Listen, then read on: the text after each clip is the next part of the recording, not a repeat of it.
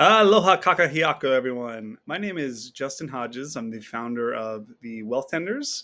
We are a wealth management firm based in Honolulu, Hawaii, and we have clients all over the country, of course. So I've been doing this for some time now, and we manage a significant amount of money, of course.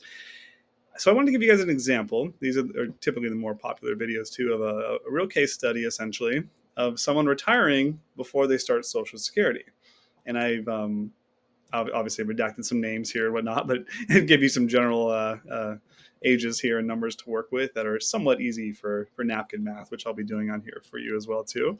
But we're taking someone who is currently 57 years old and who is retiring at 57 years old because they have enough assets theoretically to do so. However, there's this weird gap between now and age 62, which is the earliest we can currently claim Social Security, unless any rules change, and we'll roll with the punches on that and see what happens. But currently, the earliest you can claim social is 62, and they are retiring at 57 because they've had enough. So what we have going on here, I have on this side of the screen, portfolio $1 million total. Social Security starting age is 62, and it's roughly $2,000 a month. Again, more for math here, not for accuracy so much. They are retiring at age 57 right now, and we need to use the portfolio as a bridge until we hit that Social Security age. So here's kind of what that looks like, and their monthly retirement number, what they need is $5,000 a month currently. Now on the other side of the screen, I'm going to talk through some risks, of course, there to it, and how we would allocate and implement and design this portfolio for this client. So, real quick, we have $1 million portfolio. Again, on that left side, if you follow with me there, we need $5,000 a month. So initially, before Social Security kicks in, we have 5 years of $5,000 a month we need for them to enjoy the quality of life that they currently have today, essentially, without a dip there. So they can do what they want to do and retire, but we need $5,000 a month to do so. So real quick math on that is that's $60,000 a year. I'm going to divide that into their total portfolio size of $1 million, and that gets us a withdrawal rate of about 6%. Now that is well within the ballpark of what is okay to do, and typically, again, depending on everything about you, essentially, a good withdrawal rate is somewhere between 4 and 6%. Is I'd say somewhat conservative. If you don't have any children or estate planning concerns and whatnot, you can even toggle that upwards more, and also based on how your portfolio is allocated and your comfort level with risk, essentially, or your fixed incomes. If you have a pension and social, you may want to take more risk in your portfolio to achieve a higher rate of return. That's fine. But for this example, just again, it's a 6% withdrawal rate initially. Now, once Social Security kicks in, that's actually less, right? And I'm going to kind of do that math for you here, though, too. So, can we live on a 6% withdrawal rate? Can that $1 million support a 6% withdrawal rate to get you the quality of life you need for 5 years? And the answer is most likely yes. I think that's very reasonable and that is very doable. And this client has my green light to retire based on this discussion.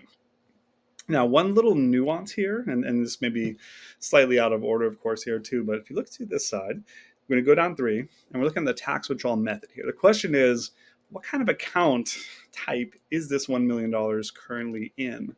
If it's fully in a 401k or TSP or employer plan and it's all traditional money, or if it's fully in a traditional pre-tax IRA, we have a slight issue to consider, if you will, and that is you are not quite of age yet on what that account type says you can use it for, unless we do a special. There's some specialty tricks you can do. Essentially, I'll dive into that on another video. But let's just for now assume that no, you're not the age 59 and a half yet, so you cannot access your accounts essentially without a 10% penalty. And of course, taxes due from them as well too. So I'm not really factoring in tax yet here on this case study or example, because I don't know how your accounts are allocated. But if they're all pre-tax, we have a slight hurdle there. So we're looking at paying a 10% penalty to do this for you. So are you okay with that? And again, what does that do to our withdrawal rate? That's going to obviously increase a little bit higher and therefore decrease the chance of success here of making it happen. So one thing to consider there. Now, ideally, you've planned for this scenario so you can actually bridge this correctly. You don't have to worry about it. So in a perfect world of a financial planner, your net worth is mixed between pre-tax money, Roth assets, and then of course a brokerage account. And what I'm specifically referencing here is a brokerage account. We're going to want to pull from that first because it's not a retirement account, so there are no age-based rules on it. There's no income rules on it. There's no blah blah, et cetera, et cetera. It's just a very simple after-tax account type that we would only pay capital gains tax on when we sell positions, essentially, on it to live off of. So ideally, you're pulling from that brokerage account here in this specific example, which this client is, of course. We've been working together for some time, so we've been funding a brokerage account, in preparation for this moment. All right, where were we? So using that for 3 years, again, it's a 6% portfolio return rate, totally fine.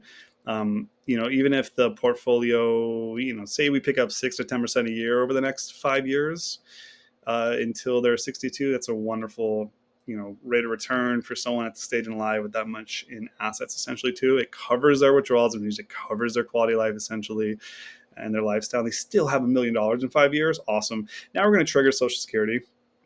And I had that example here for $2,000 a month, roughly. Now, what that's going to do is that's $24,000 a year. I'm going to divide that now into your $1 million portfolio, and that is 2.5% roughly. So you can kind of, in a weird way, think of Social Security here as a dividend, essentially 2.5% dividend, maybe if you want to look at it that way. Or again, it reduces your withdrawal rate now down from 6%. Hey guys, George is saying hi again. If he gets a little loud, we'll let him know. But this is George. He's the intern. He's usually sleeping. But you never know sometimes with him. Okay, 2.5% again. So we're at a 6% rate of return or withdrawal rate from your portfolio. Now Social Security kicks in. Now we're more down to like a 3.5% to 4% essentially. And that is very, very, very healthy to maintain your $1 million portfolio throughout the course of your retirement and still leave some for your estate in many ways. One thing I should mention here too is the portfolio allocation. Now we'll hop over here to this right side. So how we allocate this portfolio in those early stages, essentially those 5 years, is typically with money market rates where they're at currently, I really want to have people somewhere in the ballpark of 3 to 5 years of what they need in cash, literally in cash in the accounts and or their bank account, however you want to look at it. So you're telling me you need $5,000 a month, that's $60,000 a year. If we're extra conservative, we would have 5 years of that in cash in the accounts. So that's $300,000. So that gets your portfolio of $1 million. Now we have $700K roughly invested in long-term assets, of course. So typically that's equities, if you will, stocks.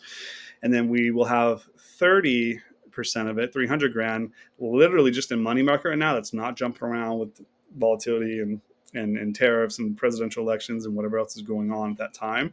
That $300,000 is going to fund the next 5 years of your retirement without moving around at all much too. And again, right now the money market yield on that's actually somewhat attractive. It's around a 4% currently. And so it's actually working a little bit for us too, even though we are sitting pretty heavy in cash. But really overall, that's kind of a 70-30 portfolio allocation, in my opinion. In today's world, it's fine to have 70% in equities, 230 in either treasuries or money market, in my opinion. I prefer money market over treasuries even at this point. So it's a good percentage to have. So that's going to be your cash reserve percent too, is like, how much do we want to have? I usually say 3 to 5 years for people in this scenario or in closer to retirement. Totally fine. That still exposes a large amount of your portfolio to stay invested, collecting dividends, and growing for you too, right? Obviously, the cash isn't going to grow too much over time. It's more just, again, for the short term, for your short term bucket, really. One more thing I should mention here is your dividends, which you could also do either in addition or in lieu of upping your cash to that high of a percentage of your portfolio. Is you can shift some of your stuff more towards a dividend focused yield or sector dividend or sector ETFs or dividend ETFs as well. And so if you can achieve a 3.5% maybe dividend yield on the bulk of your portfolio as well, and not sabotage growth. We still want some growth, obviously, too. You could do that in lieu of holding that much in money market, essentially, or cash. Okay, last thing here. The sequence of return risk is real. So we don't know what the market's going to do always or ever. The key is to stay invested. If we look back in history, some of the worst bear markets in time, meaning your portfolio actually shrinks down and or stays flat. I guess we could even factor that in. But if it shrinks down, we're probably looking at it 2 or 3 years. You know, again, it wouldn't be too motivating to see that throughout the years, but it does happen. It can happen. And it probably will happen again in the future at some point. It hasn't been like that in a while, but let's take 2000s, for example. I think it's 2000, 2001, 2002. After the tech bubble, we had 3 years there of negative market returns, essentially, for most indices.